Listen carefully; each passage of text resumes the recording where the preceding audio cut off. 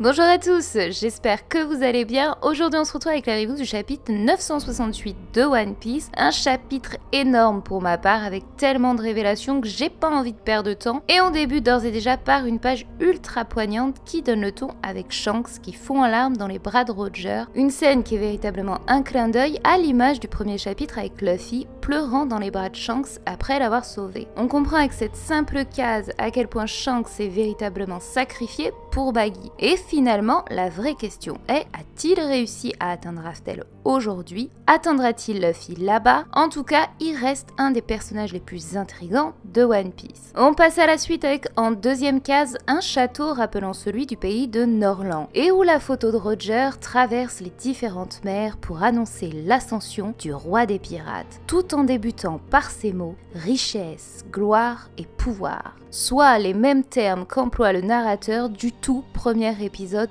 de l'anime. J'ai juste tout simplement adoré ce clin d'œil. Sinon, une nouvelle fois, Roger est nommé par le gouvernement mondial Gold Roger. Et Scopper précise qu'il comprend désormais la raison pour laquelle la lettre D est dissimulée. À la page suivante, Oda nous fait peut-être l'une des plus grandes révélations de tout ce chapitre, puisque tous les trésors amassés par Roger ont été désignés sous le nom du One Piece. Scantrad précise par ailleurs une chose à prendre avec des pincettes, le One Piece peut être traduit par le grand trésor caché de la seule mer. Alors, comment vous dire que si cette petite phrase se confirme, elle sera pour moi très importante, puisque c'est précisément une chose dont je vais parler dans les prochaines théories des nerfs et que vous découvrirez dans la théorie des cartes. Donc vraiment hâte que la traduction officielle sorte et j'en dis pas plus. On revient sur l'équipage, Oda nous précise par cette case que Baggy a bel et bien son fruit du démon et c'est ici que Roger va annoncer la dissolution de son équipage. Et là arrive The Page, la page la plus dingose de ce chapitre puisqu'on revient sur le flashback de Roger avec les deux rois des mers qu'on avait vus au précédent chapitre. Et il précise cette fois, il va naître, la naissance de notre roi approche. Les baleines aussi se réjouissent à l'idée que le jour où les deux rois se rencontreront à nouveau approche. Donc deux choses importantes à noter. La première concerne la référence aux baleines qui est l'animal qui m'a le plus intrigué depuis le début de One Piece. On commence l'aventure sur Grand Line avec Laboon pour retrouver de l'autre côté de Red Line la même espèce. Deux rod poneglyphes seront associés à ce cétacé, l'un à la forêt des baleines où on y retrouve par ailleurs la lettre de Joy Boy et où les rois des mers y déposeront l'arche sacrée Noah, et l'autre à Zou avec l'arbre de la baleine. Je me suis donc toujours demandé si les deux autres poneglyphes Wano et celui de Mama ne seraient pas liés eux aussi à une baleine. Évitez la vanne avec Mama s'il vous plaît, merci. Sans compter que dans la mythologie grecque, la baleine était justement associée à Poséidon. Donc le fait qu'ici Oda précise que tout comme les rois des mers, les baleines attendent la grande rencontre des deux rois me conforte à l'idée que les baleines auront vraiment un rôle décisif dans One Piece.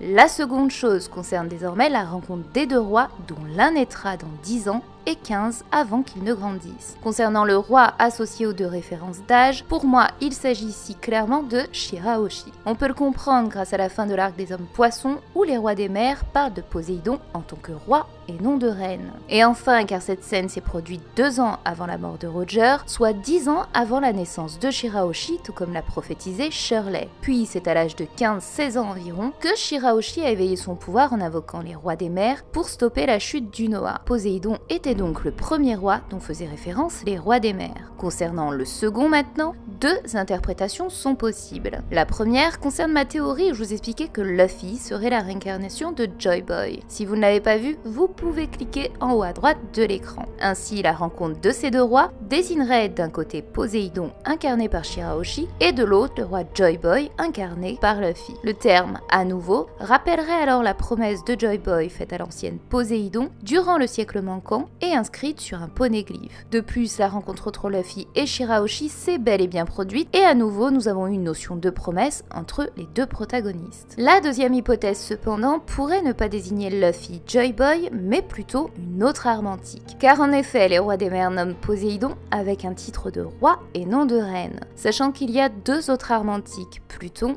et Uranus. Il n'est donc pas impossible qu'ici, les rois des mers parlent d'une rencontre passée entre deux armes antiques. De plus, gardez à l'esprit qu'à la rêverie, Shirahoshi a fait la rencontre d'autres princesses qui pourraient tout comme elle être la réincarnation d'une arme. Donc personnellement, ces deux hypothèses sont possibles, au vu que le terme roi s'associe aussi bien aux armes antiques qu'au sens propre tel Luffy en tant que réincarnation du roi Joy Boy. Donc à voir dans le futur. Mais bref, passons à la phrase suivante. Nous aussi avons tant attendu encore un peu. Cette fois sera peut-être la bonne. Ici, cette phrase nous ramène au mot de Neptune et des rois des mers à la fin de l'arc des hommes poissons, puisqu'ils indiquaient que Poséidon naissait environ tous les 100 ans. Donc les mots « cette fois sera la bonne » indiquent que par le passé, avant la naissance de Shirahoshi, d'autres incarnations de Poséidon ont pu apparaître. Mais malheureusement, elles n'étaient pas les vrais élus. Elles n'étaient pas destinées à éveiller leur pouvoir ou réaliser la prophétie. Tout simplement car, comme Roger, elles sont nées beaucoup trop tôt. Et de ce fait, n'était pas la véritable Poséidon tant attendue. Il fallait donc naître à la bonne époque, soit celle de Luffy. C'est en tout cas de cette manière que je l'interprète.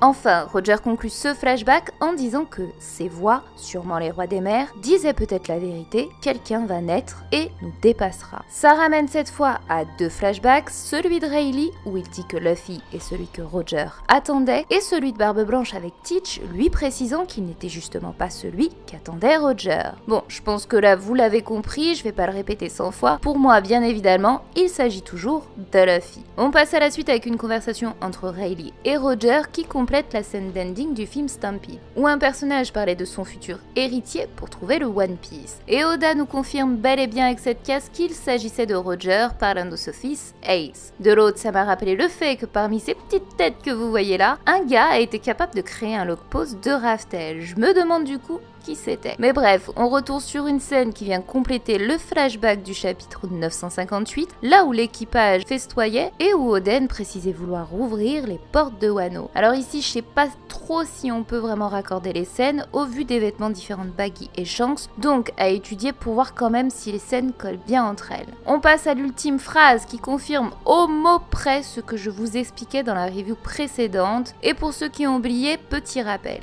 Mais c'est sur une phrase bien particulière que je vais m'arrêter. Celle dite par Roger, « J'aurais voulu naître à la même époque que toi », Joy Boy. Et cette phrase est véritablement la clé de ce chapitre et même du One Piece lui-même, parce qu'il y aurait peut-être un double sens dans ces mots. Le tout premier est simplement qu'il aurait aimé naître il y a 800 ans à l'époque de Joy Boy. Mais la seconde, elle, est beaucoup plus intéressante, celle de l'époque de Luffy. Car si Joy Boy venait à en être sa réincarnation, comme j'ai pu vous l'expliquer dans mes précédentes théories, les origines de Luffy, alors ça voudrait dire que lorsque Roger rit dans cette scène, il pourrait avoir tout simplement compris qu'il est arrivé trop tôt. Et ici, Roger dit à Rayleigh, nous sommes venus trop tôt. Et c'est exactement ça. Il aurait fallu naître, tout comme Poséidon, à la bonne époque. Pas celle d'il y a 800 ans, pas celle de Roger, mais bel et bien celle de Luffy, l'ère de l'élu de la prophétie. En bref, je peux pas dire plus que je n'ai déjà expliqué maintes et maintes fois dans les théories des nerfs sur le fait que Luffy soit tout simplement l'élu. Je vous laisse donc le soin de checker la playlist des anciennes vidéos pour éviter de radoter, tout simplement. Le voyage se conclut pour Roger, il précise vouloir être déposé sur une mer où la marine n'est pas présente. Une scène qui peut être complétée grâce au chapitre 958 où après avoir atteint Raftel, il est précisé que l'équipage se retrouvait sur une mer calme. Alors aucune idée sur quelle mer Roger a été déposé, il y a vraiment de nombreuses possibilités. Était-ce Campbelt? On sait aujourd'hui que le gouvernement peut voguer sur cette mer sans encombre grâce au granit marin qui doit probablement venir d'un accord entre le CP0 et Orochi. Cependant, comme j'ai pu vous l'expliquer par le passé, on ignore si à l'époque de Roger, le gouvernement avait déjà fait une alliance de ce type puisque le granit provient uniquement de Wano. Du coup, si le granit recouvrait déjà les bateaux de la marine, il y a peu de chances que ce soit sur Campbell. De plus, Oden a été le second à quitter le navire, donc on ne doit pas non plus être très loin de Wano. En tout cas, après l'énigme de cette mer, Roger souhaite voir Barbe Blanche, un désir qui se réalisera puisqu'à la mort de Barbe Blanche, nous avons vu leur rencontre. Et désormais, avec l'avancée des chapitres, on comprend un peu mieux le si grand intérêt de Barbe Blanche pour Lady. Car si on regarde bien, bien, son capitaine était Rod Chebec, ce qui l'amenait à combattre deux dits, Roger et Garp. Il en a récup 2 dans son équipage, Ace et Barbe Noire, et a terminé par notre cher Luffy. Allez savoir si sur sa route il aurait pas croisé Dragon ou encore Zoro, donc Barbe Blanche est véritablement l'aimant à dit. Mais bref, c'est surtout le pays où il se trouvait qui risque d'être intéressant parce qu'on les voyait dans un lieu entouré de fleurs de cerisier qu'on pensait être Wano à la base. Or, avec ce chapitre, Oda semble clairement montrer que Roger ne retournerait pas sur Wano et qu'il pourrait donc s'agir d'un autre pays. Peut-être celui de Queue d'Étrave puisque cette île était composée de Sakura. Il y a également le pays qui a redonné espoir au docteur Iluluk. Et comme Gojim l'a fait penser, il y a également Okiyot, le pays où Nami a été récupérée par Belle-Mère. Okiyot traduit donc par Tokyo en verlan, capitale du Japon. Donc vivement qu'on voit enfin la scène complète entre Roger et Barbe Blanche qui sera probablement révélée le même jour où nous apprendrons la signification du dit. On voit alors Roger faire ses adieux en adressant un tout dernier mot à Rayleigh qui fera pleurer notre cher seigneur des ténèbres. Et comme le dit si bien le narrateur, qu'a-t-il pu bien lui dire? Et la réponse, je pense, est assez simple puisqu'Oda nous l'avait déjà donné par le passé. Rayleigh se remémorait les derniers mots de Roger qui étaient « Je ne vais pas mourir, partenaire ». Ce qui ferait écho par la même occasion à ce que dit Oden dans les pages suivantes. Donc je pense ici que ces mots ne sont pas anodins et qu'ils sont prononcés probablement en raison du message final de Raftel. Mais on y reviendra dans d'autres vidéos de toute façon. Et c'est ainsi que Roger conclut son voyage avec son équipage. Les adieux sont déchirants car ils ne peuvent retenir leurs larmes, à l'exception du capitaine qui ne pleure pas. Et là je dois avouer, je m'y attendais pas du tout. Je pensais vraiment que Roger allait déposer tout son équipage et terminer son aventure avec Lauro Jackson et par la même occasion l'œuf mystère. Mais ici, que nini, il leur laisse tout et il part tel un homme libre. Mais le problème c'est que devient Lauro Jackson? Qui va le cacher? Ou peut-être même le détruire? Et que devient l'œuf? Rayleigh étant le second de Roger, c'est donc lui en absence de leur capitaine qui est censé reprendre le flambeau. Alors aurait-il recouvert Lauro Jackson pour le faire disparaître quelque part en mer? Est-ce que l'œuf aurait été confié à l'un des membres de l'équipage comme Scooper Gaban ou l'ont-ils tout simplement remis à sa place? Une énigme que semble en tout cas faire grandement perdurer Oda. En tout cas, Oden est déposé au littoral de Wano Kuni où on peut voir qu'il y a plusieurs épaves de bateaux échoués. Et Oden précise que c'est dû au fait qu'ils n'ont pas pris le bon courant. Or, souvenez-vous, j'avais beaucoup insisté sur l'énigme qui entourait cette mer. Barbe Blanche s'était échouée sur la plage de Kuri, tout simplement par miracle. Cette même plage où on y a retrouvé 2 possesseurs de fruits du démon tombés à l'eau, Big Mom et Luffy avec le Sony, ainsi que nos 2 enfants, Inuarashi et Nekomamuchi. Donc, je pense toujours qu'il y a quelque chose, ou du moins quelqu'un sous cette mer, qui permet de sauver les navigateurs. Peut-être un yokai, ou encore plus fou, une arme antique. Mais pour moi, il y a forcément une raison cachée derrière le fait qu'Oda puisse autant insister avec l'entrée de Wano. Et la suite de cette scène est d'autant plus intéressante, si ce n'est pour moi l'ultime scène de ce grand chapitre. Puisqu'Oden dit qu'il y avait une raison à l'isolement du pays, mais qu'ils devront réouvrir leurs frontières le jour où Joy Boy réapparaîtra. Et là, que vous dire, je ne sais pas par où commencer, mon sang a fait 1000 tours tant cette phrase est remplie de sens. Donc, je vais essayer de procéder par étapes. Tout d'abord, pourquoi les portes de Wano ont-elles été fermées? Nous savons que ce pays est la terre natale des créateurs des poneglyphes pouvant révéler l'histoire du siècle manquant. Mais ils sont également à l'origine du granit marin. Sans compter que selon Sengoku, tous les pays nous ramènent à Wano. Et c'est peut-être dans tout ça qu'on pourrait trouver la réponse. Ce peuple qui détenait autant de savoir sont eux-mêmes des poneglyphes vivants. Ainsi, réouvrir Wano équivaut tout simplement à ouvrir la boîte de Pandore. Tous les mots de ce monde viendraient à être révélés. Cependant, je vais pas m'attarder dessus puisqu'il s'agit d'une review et ce sujet sera traité plus en profondeur dans ma théorie, l'histoire de l'ancien royaume, du gouvernement et des dits. Donc, encore un tout petit peu de patience, on y arrive bientôt après les théories sur les cartes. Revenons désormais à la citation sur Joy Boy. Les portes de Wano seront réouvertes le jour où Joy Boy apparaîtra. Et avec cette annonce, tout bascule dans One Piece car ici Oda confirme bel et bien que oui, soit Joy Boy est vivant depuis tout ce temps, soit il se réincarnera. Et si la deuxième proposition est la bonne, alors la prophétie du sauveur tant attendue apparaissant dans 20 ans n'est simplement que l'arrivée de l'élu, Luffy, alias Joy Boy. Soit tout ce que j'ai pu vous dire depuis le tout début de mes théories. Ce qui nous ramène plus précisément à celle des origines de Luffy, où je vous expliquais qu'il n'était pas la réincarnation de Roger, mais bel et bien celle de Joy Boy. Alors que l'on pouvait penser que Luffy était la réincarnation de Roger, il pourrait être en réalité celle de Joy Boy, ce même nom ressemblant à celui de Mary Joa, contenant tous deux le mot joie. J'expliquais donc qu'au chapitre 1000 ou 1001, il était possible que l'on fasse un bond dans le passé, pour en savoir plus sur ce qui s'était produit il y a 20 ans à Wano, lors de la mort d'Oden. Cependant, Luffy est né un an après cet événement, voire peut-être quelques mois après si la 20e année allait se conclure. Ainsi, la fin de Wano permettra à ce qu'on fasse un retour dans le passé pour nous raconter l'histoire d'Oden, son aventure avec Roger jusqu'au jour où le Daimyo est mort. Et c'est ainsi qu'après ça, nous pourrions avoir un retour à la rêverie et permettre à ce que l'on découvre cette fois une partie du passé de Luffy. Et que la corrélation entre Jésus, Luffy et Joy Boy reste pertinente et pourrait alors nous amener à penser que ses origines pourraient provenir de nul autre endroit que Marie-Joise. Ainsi, Luffy serait alors le véritable messie de ce monde et à la fois celui qui engendrera l'apocalypse.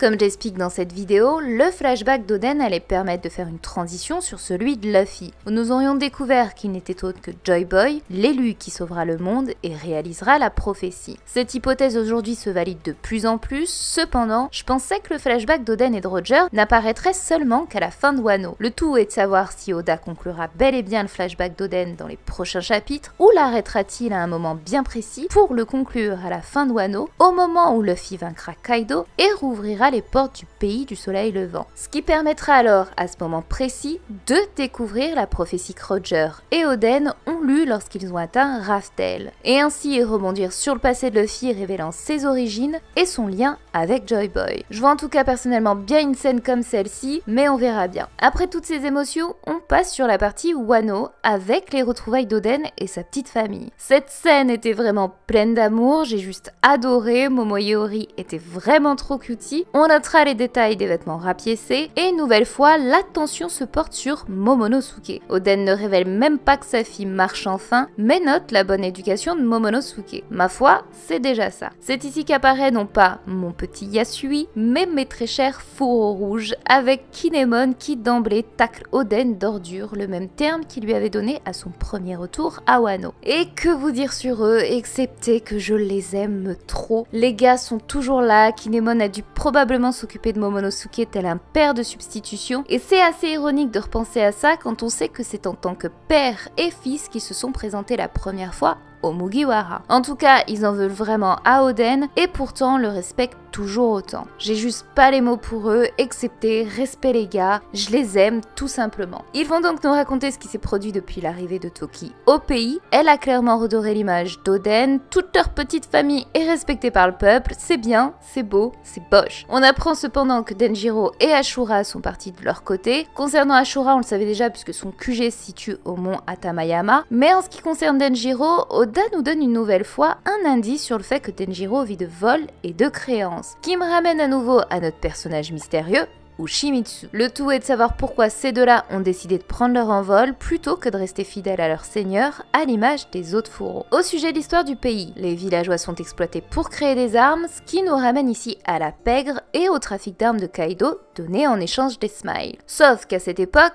Doflamingo n'avait que 15 ans. Alors, est-ce qu'à cet âge-là, il avait déjà un pied dans la pègre grâce à Trebol et aux autres? Ça me paraît assez fou, mais allez savoir. Si c'est pas le cas, en tout cas, je me demande bien à qui Kaido revendait toutes ses armes, y avait-il un précédent Joker, et si la sorcière qui manipulait Orochi ne serait pas cachée là-dessous. Car oui, il est bien précisé qu'à cette époque, Orochi avait d'ores et déjà la protection de Kaido. Et ce passage pour moi cache toujours un grand secret. Quelles raisons ont poussé Kaido à s'allier à une sous-espèce d'Orochi lâche, vendu et sans honneur? Et c'est pas seulement un lâche, c'est aussi un traître comme sa petite taille le laisse deviner. Quand on connaît la puissance de Kaido, il aurait pu arracher les 9 têtes d'Orochi sans souci et prendre la place du shogun et contrôler seul le pays. Pourtant, il le garde. À quoi bon? Quel est son intérêt là-dedans? Donc c'est vraiment une partie que j'ai hâte de découvrir pour enfin savoir qui tire les ficelles et connaître l'identité de cette sorcière. D'ailleurs, gardez à l'esprit qu'on ne revoit pas dans ce chapitre celle qui est tout de même en possession du fruit du travesti, sachant que Wano est un arc théâtral, le jeu de la manipulation et des faux semblants sera à son apogée dans les prochains chapitres, et on ne peut garantir la véritable identité de chacun, donc soyez tous très prudents. Mais revenons au chapitre où on apprend que la famille d'un homme fut exécutée due à sa rébellion. Il pourrait donc s'agir d'une famille importante dans le futur, comme celle de Loiran ou encore de Kiyoshiro par exemple. Je sais pas trop, mais je pense que cette petite case pourrait nous donner un indice sur le passé d'un personnage. Et c'est d'ailleurs cette action qui entraînera la colère des fourreaux et décideront de prendre les choses en main en se rendant à la capitale pour trouver Orochi. Et ce qui va suivre est extrêmement important puisque Kiku précise qu'au même moment, Kaido et Orochi avaient anticipé leurs actions et ont profité de ça pour attaquer Kuri et tenter d'exécuter la femme Kuzuki ou du moins Momonosuke. Alors pourquoi cette scène est si importante? Tout simplement car le traître à ce moment précis